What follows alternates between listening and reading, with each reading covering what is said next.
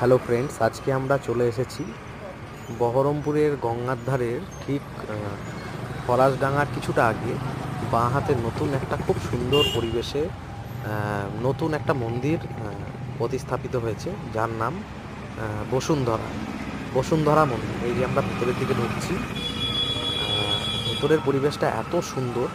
এখানে এলে আশা করছি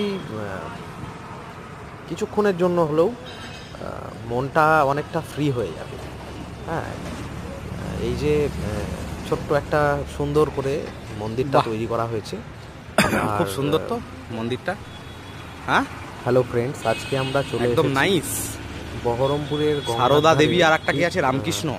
পলাশডাঙ্গার কিছুটা আগে বাঁ হাতে নতুন একটা খুব সুন্দর পরিবেশে নতুন একটা মন্দির প্রতিস্থাপিত হয়েছে, যার নাম বসুন্ধরা বসুন্ধরা মন্দির। এই বাবু যে আমার আমরা ভিতরের দিকে গাটা ছাড়ো। ঢুকছি, ভেতরের পরিবেশটা এত সুন্দর।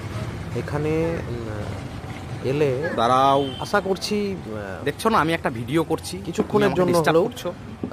মনটা অনেকটা ফ্রি হয়ে যাবে। হ্যাঁ, এই যে ছোট্ট একটা সুন্দর করে মন্দিরটা তৈরি করা হয়েছে। আর